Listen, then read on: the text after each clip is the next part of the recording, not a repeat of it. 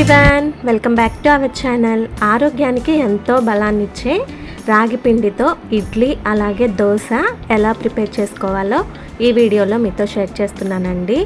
Same ఒకే పిండితో దోశ వేసుకోవచ్చు, అలాగే ఇడ్లీ కూడా పెట్టొచ్చు. ఎలాంటి మార్పు చేయకుండా ఈ హెల్తీ బ్రేక్ఫాస్ట్ని ఎలా ప్రిపేర్ చేయాలో చూసేద్దాం, వచ్చేయండి. ముందుగా ఒక బౌల్ తీసుకొని ఒక 1 గ్లాస్ వరకు మినపప్పుని వేసుకోవాలండి. ఈ మినపప్పుని వేసుకున్న తర్వాత ఒక 1 స్పూన్ వరకు మెంతులని యాడ్ చేసుకోవాలి.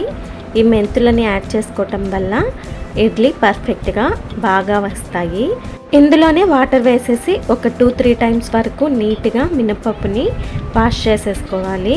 ఇలా నీట్గా వాష్ చేసిన తర్వాత ఒక 2 గ్లాస్ వరకు వాటర్ని వేసేసి ఒక 4 to 5 అవర్స్ వరకు మినప్పప్పుని నానబెట్టుకోవాలి. ఇలా మినప్పప్పు ఒక 4 అవర్స్ నానబెట్టుకుంటేనే ఇడ్లీలు మృదువుగా చాలా బాగా వస్తాయి. ఇలా 4 గంటల పాటు బాగా నానిన తర్వాత ఈ వాటర్ని తీసేసి మిక్సర్ జార్లో మొత్తం వేసుకొని కొన్ని వాటర్ని యాడ్ చేసుకొని మెత్తగా పేస్ట్ లాగా గ్రైండ్ చేసుకోవాలి. నేను ఇక్కడ 1 గ్లాసే తీసుకున్నా కాబట్టి మొత్తం ఒకేసారి గ్రైండ్ చేసేస్తున్నా.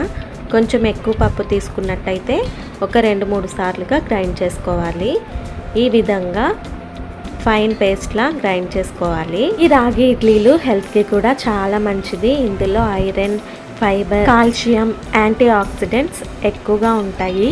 వెయిట్ తగ్గాలనుకునేవారు, డైటింగ్ చేసేవాళ్ళు, అలాగే షుగర్ ఉండేవాళ్ళు ఇలా రాగి బ్రేక్ఫాస్ట్ చేసుకుంటే హెల్త్కి కూడా చాలా మంచిది. ఇప్పుడు 1 గ్లాస్ మినపప్పు తీసుకున్నాం కాబట్టి 1.5 గ్లాస్ వరకు రాగి పిండిని ఒక బౌల్లో యాడ్ చేసుకొని ఇలా కొంచెంగా వాటర్ వేసుకుంటూ ముందు కలుపుకోవాలి. ఒకేసారి ఎక్కువ వాటర్ని యాడ్ చేయకుండా ఇలా 2-3 సార్లుగా వేస్తూ ఈ కన్సిస్టెన్సీ వచ్చే విధంగా, లంప్స్ అనేవి లేకుండా రాగి పిండిని ఈ విధంగా కలుపుకోవాలి.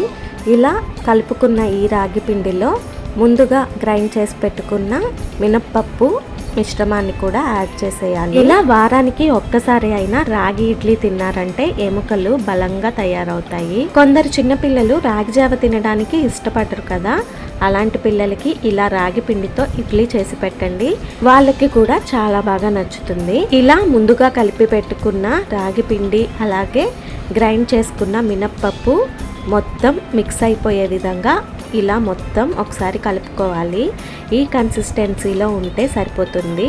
ఇప్పుడు దీని మీద ప్లేట్ పెట్టేసి నైట్ అంతా బయట ఇలా వదిలేయాలి. నెక్స్ట్ డే మార్నింగ్కి చూస్తే పిండి ఈ విధంగా ఉంటుంది. ఇప్పుడు ఇడ్లీకి కావాల్సినంత పిండిని ఉంచుకోవాలి. మిగిలిన పిండిని ఇంకో బౌల్లోకి తీసుకోవాలి. ఈ పిండి కొంచెం ఎక్కువ తిక్కుగా ఉంది కాబట్టి కొంచెం వాటర్ని యాడ్ చేస్తున్నాను. అలాగే ఇందులో టేస్ట్కి సరిపడా సాల్ట్ని వేసేస్తున్నా. ఇప్పుడు సాల్ట్ని వేసేసి ఒకసారి పిండినంతా ఈ కన్సిస్టెన్సీ వచ్చే వరకు కలుపుకోవాలి. వాటర్ని మరీ ఎక్కువ యాడ్ చేయకూడదు. ఇందులోనే తాలింపు పెట్టుకోవాలి. ఈ ఇడ్లీ పిండిలో తాలింపు పెట్టుకొని ఇడ్లీ పెట్టామంటే టేస్ట్ కూడా చాలా బాగుంటుంది. స్టవ్ ఆన్ చేసి కడాయి పెట్టుకొని ఆవాలు, జీలకర్ర, మినప్పప్పు వేసుకోవాలి. అలాగే సన్నగా కట్ చేసిన ఒక ఆనియన్, ఒక పచ్చిమిర్చి, కొంచెం కరివేపాకు, కొంచెం అల్లం ముక్కల్ని కూడా యాడ్ చేసుకోవాలి. ఇందులోనే కొంచెం ఇంగువ కూడా వేస్తున్నాను. ఇంగువ డైజెషన్కి మంచిది కాబట్టి ఇంగువ కూడా వేసుకోండి.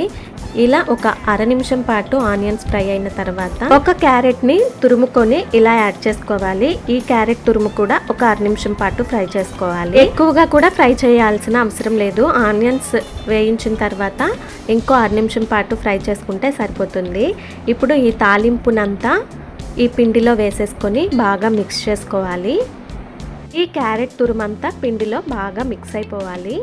తర్వాత ఇడ్లీ ప్లేట్స్ తీసుకొని ఈ విధంగా మరీ ఫుల్గా కాకుండా కొంచెంగా పిండిని వేసేసుకొని ఇడ్లీ పెట్టేసుకోవాలి. ఈ ఇడ్లీ ప్లేట్స్కి ఎలాంటి ఆయిల్ కానీ ఏం పుయ్యన అవసరం లేదు, ఈజీగానే వచ్చేస్తాయి ఇడ్లీలు. ఇలా మనకు కావాల్సిన అన్ని ప్లేట్స్లలో ఇడ్లీ పెట్టేసుకోవాలి.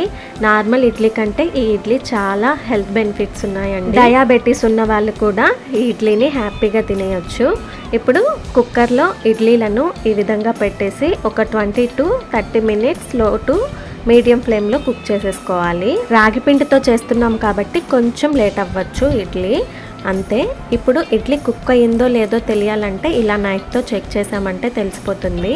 పిండి చాకుకి ఏం అతుక్కోకపోతే ఇడ్లీ కుక్ అయిపోయినట్టు. ఇడ్లీలను ఉడికిన వెంటనే కాకుండా స్టీమ్ పోయే వరకు వెయిట్ చేసి తర్వాత ఈ విధంగా తీసుకోవాలి.